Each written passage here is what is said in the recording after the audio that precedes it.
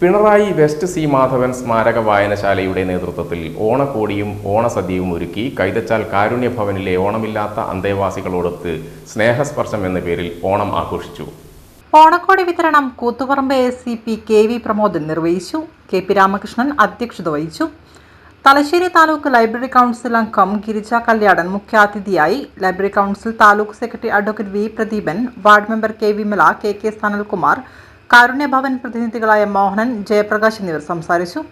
വായനശാല കമ്മിറ്റി അംഗം സരിത, അന്തേവാസിയായ അനീഷ് എന്നിവർ ഗാനങ്ങൾ ആലപിച്ചു. തുടർന്ന് വിശിഷ്ടാതിഥികളും വായനശാല പ്രവർത്തകരും അന്തേവാസികളോടൊത്ത് ഓണസദ്യ ഉണ്ടു. ഏറ്റവും മറക്കാനാവാത്ത ഒരു ദിവസമായിട്ട് കാണുകയാണ്. അദ്ദേഹത്തിൻ്റെ ജീവിതത്തിൽ ഉണ്ടായിട്ടുള്ള അപകടത്തെ തുടർന്നുണ്ടായ അപകടവും അതിനെ തുടർന്ന് അദ്ദേഹം തന്നെ അങ്ങനെയുള്ള ബുദ്ധിമുട്ട് അനുഭവിക്കുന്നവർക്ക് ഇത്തരത്തിലൊരു വലിയ ഇച്ഛാശക്തിയും മനഃശക്തിയും നൽകിക്കൊണ്ട് വളരെയധികം മോട്ടിവേഷൻ നൽകി എല്ലാവിധ പിന്തുണയും സഹായവും സേവന സന്നദ്ധതയോടുകൂടി വളരെ മാതൃകാപരമായിട്ട് നൽകുന്നതിന് ഒരു നേതൃത്വം നൽകിയ മോഹനാട്ടിനും അദ്ദേഹത്തിൻ്റെ കുടുംബാംഗങ്ങളെയും